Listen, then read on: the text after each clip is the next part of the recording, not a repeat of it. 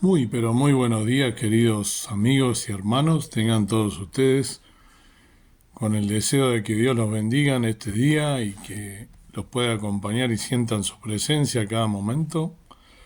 Les quiero compartir en esta mañana un versículo que se encuentra en la primera carta del apóstol Pablo a la iglesia de Corinto, Primera Corintios, capítulo 15, el versículo 22. Primera Corintios 15, 22 nos dice la palabra del Señor.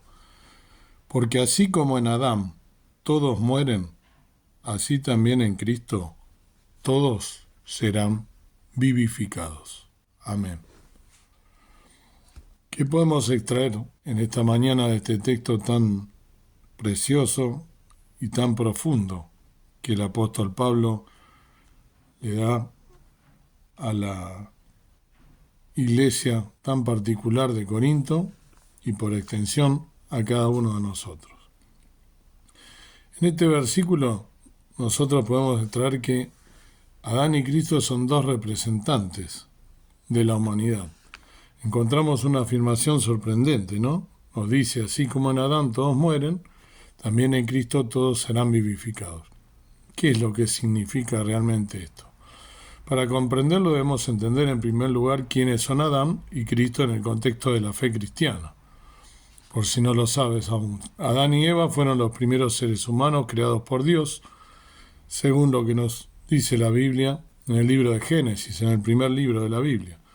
Dios los creó a su imagen y semejanza y los colocó en el jardín del Edén para que lo cultivaran y lo cuidaran, y se enseñorearan de toda la creación, de todos los animales y todos los vegetales, las plantas que había Dios creado. Sin embargo, pronto desobedecieron el mandato divino de no comer del fruto del árbol del conocimiento, de la ciencia del bien y del mal. Y como consecuencia, fueron expulsados del jardín y condenados a trabajar en la tierra y sufrir dolor y muerte. Y eso, por herencia, hasta el día de hoy, todos los seres humanos tenemos el mismo camino. Todos nacemos y todos morimos. Cristo, por otro lado, es el Hijo eterno de Dios que se encarnó en la persona de Jesús de Nazaret para redimir a la humanidad del pecado y de la muerte. Jesús enseñó a la gente acerca del amor y el perdón de Dios y realizó milagros para demostrar su divinidad, verdadero Dios y verdadero hombre. Sin embargo, finalmente fue condenado a muerte y crucificado en lo que los cristianos creen que fue una muerte sacrificial para expiar los pecados de la humanidad. La muerte y la vida en Adán y Cristo. En este contexto, la afirmación de que en Adán todos mueren tiene sentido. Adán representa a la humanidad caída que está separada de Dios por sus pecados y condenado a sufrir las consecuencias de ese pecado. La muerte física es una de esas consecuencias, pero no es la única. También sufrimos ansiedad, dolor emocional y espiritual y una sensación de falta de propósito y significado en la vida. Todos estos problemas son resultado del pecado original cometido por Adán y Eva. Si estás pensando por qué tengo que pagar yo por culpa de ellos, te quiero decir, querido amigo, hermano, que todos pecamos en menor o mayor medida y en el lugar de ellos quizás hasta hubiéramos pecado peor. Ponte a pensar cuántas veces por día tienes malos pensamientos, y ya con eso estamos pecando. La palabra de Dios dice, no hay justo ni aún uno. Sin embargo, en Cristo encontramos una solución a todos estos problemas. Él es nuestro Salvador, nuestro mediador ante el trono de Dios y a través de su muerte y resurrección nos ofrece el perdón y la reconciliación con el Padre. Como dice el versículo, en Cristo todos serán vivificados. Esto significa que aún sufrimos las consecuencias del pecado mientras vivimos en este mundo. Tenemos la esperanza de una vida eterna en la presencia de Dios, donde no habrá más dolor ni muerte. ¿Cuál es la aplicación práctica de este versículo en nuestra vida? ¿Cómo podemos aplicar esta enseñanza? En primer lugar, debemos reconocer nuestra propia condición caída y pecaminosa y aceptar que no podemos salvarnos por nuestros propios medios, por nuestros propios méritos. Es solo a través de la fe en Cristo que podemos encontrar salvación y vida eterna. En segundo lugar, debemos buscar vivir nuestras vidas de acuerdo a la voluntad de Dios. Esto significa amar a los demás, practicar la justicia y la misericordia y buscar siempre la verdad y la bondad. No es fácil, pero no es imposible, siguiendo el ejemplo de Jesús. Si seguimos estos principios, nuestras vidas serán más plenas y significativas y seremos una luz para aquellos que nos rodean. Como una primera conclusión, en resumen, 1 Corintios 15:22 es un versículo importante que nos recuerda nuestra caída en Adán y nuestra salvación en Cristo. Debemos recordar que todas las personas están en necesidad de salvación, tenemos necesidad de salvación y reconciliación con Dios. Y debemos hacer todo lo posible para compartir el Evangelio con aquellos que aún no lo han recibido. Al mismo tiempo debemos vivir nuestras vidas de acuerdo a los principios de amor y de la justicia divina para que podamos reflejar la luz de Dios en un mundo que tanto lo necesita. Una última reflexión corta, la esperanza que nos da este versículo. Imagina que estamos en medio de un camino lleno de baches y obstáculos. Eso es lo que nos presenta Adán, el peso del pecado y la muerte.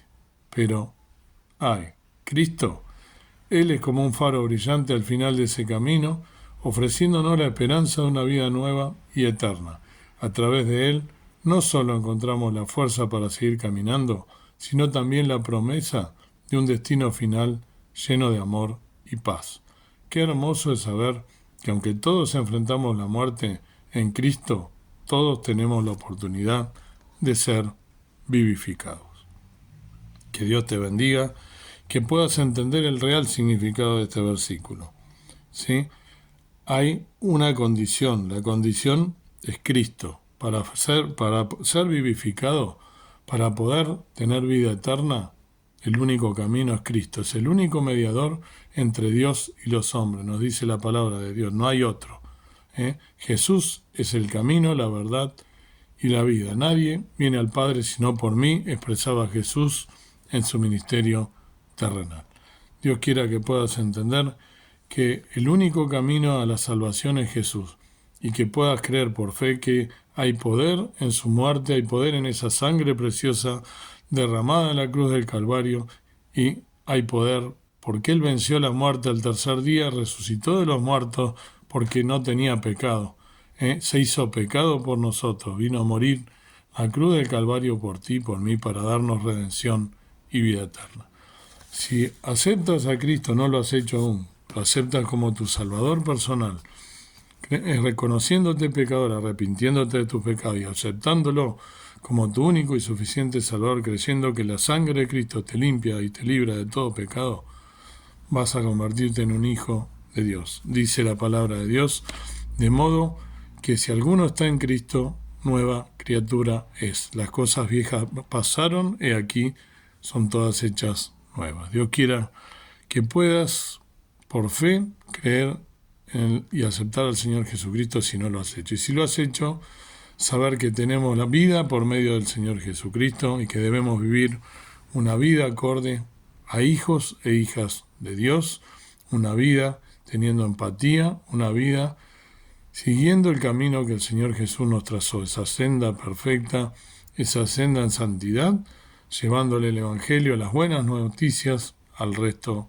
de aquellas personas que aún no conocen a Jesús. Que Dios te bendiga. Amado Dios, amado Padre Celestial, venimos a ti en este día, en esta mañana, con acción de gracias, en primer lugar, por darnos vida, por darnos una nueva posibilidad de levantarnos, de leer tu palabra, de meditar en ella, este versículo tan precioso que nos recuerda nuestra condición de pecado, nuestra condición de muerte, nuestra condición de que somos imperfectos, de que sin ti nada podemos hacer.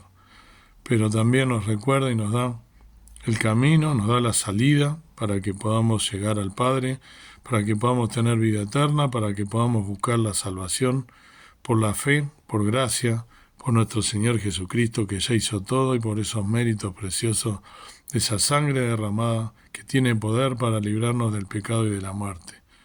Por ese precioso Salvador que vino, se hizo hombre, se hizo pecado por nosotros, nos dio redención y vida eterna. Gracias porque somos tus hijos, porque somos nueva criatura, que podamos vivir una vida decorosa, una vida como hijos verdaderos tuyos, renacidos, pudiendo demostrar que hay un cambio en nuestra vida. Si hay alguno que aún no te ha aceptado, que pueda también, a través de este versículo y del poder de tu palabra, poder también aceptarte como su Salvador personal para que pueda pasar de muerte a vida y comenzar una nueva vida en Cristo Jesús. Gracias porque eres nuestro Padre, gracias porque eres nuestro Dios, gracias porque somos inmerecedores de tanta bondad, tanto amor, pero tú lo has hecho mandando a tu Hijo a morir por nosotros.